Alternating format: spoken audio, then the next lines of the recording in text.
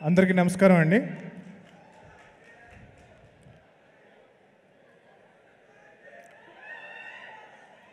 ఈ సినిమాకి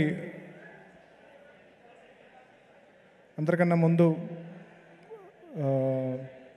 నిరంజన్ రెడ్డి గారికి, మా ప్రొడ్యూసర్ గారికి థ్యాంక్స్ చెప్పుకోవాలి. ఆ రోజు ఆయన నన్ను నమ్మి ఈ సినిమాని చేయమని ముందుకి ఎప్పుడైతే ప్రోత్సహించారో ఆ రోజు నుంచి ఈ రోజు వరకు is given unparalleled support, and I'm really lucky and fortunate to have met you, sir. ప్రతి డైరెక్టర్కి ఇలాంటి ఒక ప్రొడ్యూసర్ దొరకాలని కోరుకుంటున్నాను.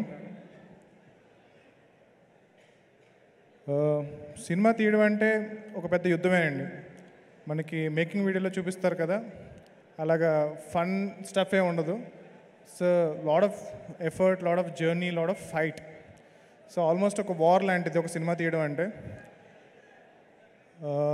తేజ ఎందుకన్నట్టు నేను ఒట్టి చేతులతో ఈ ఫైట్ చేయలేను. సో నాకు కూడా ఒక వెపన్ కావాలి. సో నా ఫైట్కి అంటే నాకు ఆల్మోస్ట్ 12 ఏళ్ళు పట్టింది. మా డాడీకి చెప్పాను, నేను ఏం లేదన్నా, నేను చాలా టాలెంటెడ్, 1 ఇయర్లో డైరెక్టర్ అయిపోతున్నాను. బట్ 12 ఏళ్ళు పట్టింది నాకు డైరెక్టర్ అవ్వడానికి. సో ఈ వార్లో, ఈ ఫైట్లో నాకు మేజర్గా ఒక వెపన్లా నాకు హెల్ప్ చేసిన Teja, thank you so much. So అంటే సినిమా తప్పితే అంటే నేను కూడా ఎక్కువ 24/7 సినిమా గురించి ఆలోచిస్తాను. బట్ నాకన్నా ఎక్కువ అంటే నాకు తెలిసిన నిద్రలో కూడా, కళల్లో కూడా సినిమా తప్పితే వేరేదేమో ఆలోచించాడు తేజ. సో అంత సినిమా పిచ్చి. మా టెక్నీషియన్స్, కాస్ట్ అండ్ క్రూ అందరికీ చాలా చాలా చాలా థ్యాంక్స్. మీ అందరికీ పేరు పేరున ధన్యవాదాలండి. సో మా టెక్నీషియన్స్ అండ్ కాస్ట్ కన్నా వాళ్ళ ఫ్యామిలీస్కి నేను ధన్యవాదాలు చెప్పాలనుకుంటున్నాను.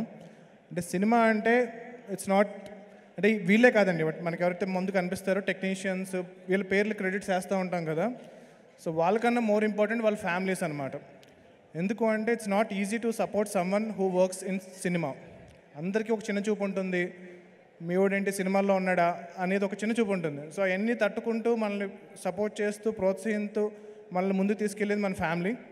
So may it be your parents, your wife, your sister, ప్రతి ఒక్కళ్ళు, మా సినిమాకి పనిచేస్తున్న ప్రతి ఒక్కళ్ళు, టెక్నీషియన్ అండ్ కాస్ట్, వాళ్ళ ఫ్యామిలీస్కి thank you so much.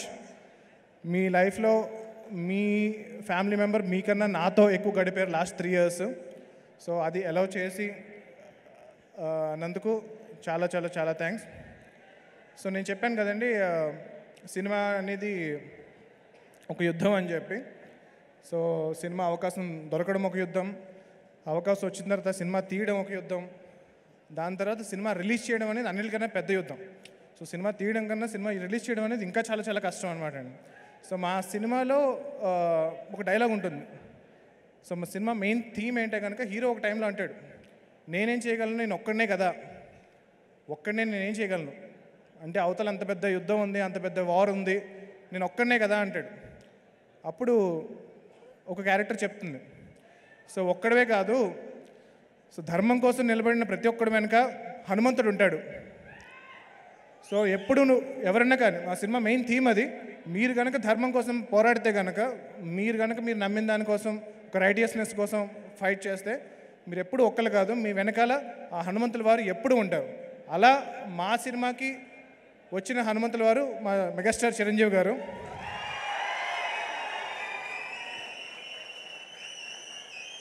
So తేజకి Chiranjeevi గారితో ఉన్న అనుబంధానికి మా ఫస్ట్ జాంబిరెడ్డికి అడగచ్చు మేము, దానికి ముందు మేము అల్లి ఆయన అవకాశం అడగచ్చు.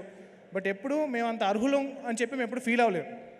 సో ఎప్పుడైతే మేము ఏదో సాధించి అప్పుడు ఆయన ముందుకెళ్ళాలి అని అనుకున్నామో, ఏ రోజైతే మేము హనుమాన్ అనే సినిమా తీసి, ఇంత మంచి సినిమా తీసి దీనికి సపోర్ట్ కావాలి, మనం ఈ వార్లో ఫైట్ చేయాలి అంటే మనకు ఒక అంద కావాలి అని చెప్పి మేము వెళ్ళి చిరంజీవి గారి దగ్గరికి వెళ్ళి కలిసి, సార్ ఇలాగ మాకు సపోర్ట్ కావాలి అని అనగానే ఇమ్మీడియట్గా 2వ సెకండ్ ఆలోచించకుండా మాకు హెల్ప్ చేసిన, మాకు సపోర్ట్గా నిలబడిన మెగాస్టార్ చిరంజీవి గారికి నా లైఫ్ లాంగ్ రుణపడి ఉంటాను సార్.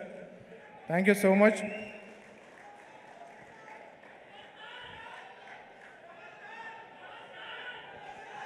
సో చిన్నప్పుడు నేను పాలకొల్లో చిరంజీవి గారి కటౌట్ల మీద పాలాభిషేకాలు చూస్తూ పెరిగాను. సో అలాంటి చిరంజీవి గారి ముందు ఈరోజు స్టేజ్ మీద నిలబడ్డాను. సో నేను స్టేజ్ మీద ఉన్నా సరే నాకు ఇంకా చిరంజీవి గారు అంతే హైట్లో కనిపిస్తున్నారు. ఎప్పుడు చిరంజీవి గారు నేను అలా కింద నుంచి చూడడం, ఆ మెస్మరైజ్ అయిపోవడం అనేది it's a moment that I will never forget.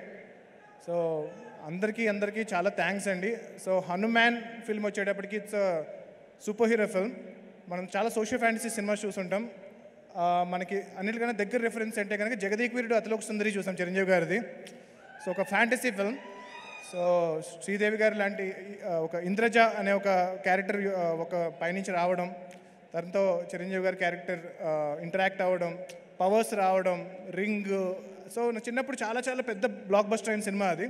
So అలాంటి సినిమాలు వచ్చి చాలా రోజులు అయిపోయింది. సో ఇది కూడా నేను కొంచెం కూల్ ఉండడానికి కోసం సూపర్ హీరో ఫిల్మ్ అని పెట్టాను, కానీ ఇది proper Telugu socio fantasy film. So ఈ సంక్రాంతికి మీరు మీ పిల్లల దగ్గర నుంచి మీ పెద్దల వరకు అందరినీ హ్యాపీగా తీసుకుని వెళ్ళి ఎంటర్టైన్ అయ్యే సినిమా ఈ హనుమాన్. సో ఇది హనుమంతుల వారి సినిమా కాదండి, హనుమంతుల వారి కథ కాదు. సో చాలా క్లియర్గా చెప్తున్నాను. ఒక నార్మల్ మీలాంటి నాలాంటి అంటే చిరంజీవి గారు లాంటి కాదు, చిరంజీవి గారు చాలా మహానుభావుడు. సో మీలాంటి నాలాంటి ఒక నార్మల్ పర్సన్కి శక్తులు వస్తే అతను ఏం చేయగలుగుతాడు, ఒక ధర్మం కోసం ఎలా పోరాడతాడు అనే కథ ఇది. చాలా ఎంటర్టైనింగ్గా చెప్పాం. ఈ సంక్రాంతికి తప్పనిసరిగా మీ ఫ్యామిలీ అందరూ వచ్చి థియేటర్కి సినిమా చూడండి, చాలా ఎంజాయ్ చేస్తారు. And thank you so much for coming here sir. I'm really grateful to be standing on the stage and talking in front of you. ఒక్కసారి జై శ్రీరామ్, జై హనుమాన్.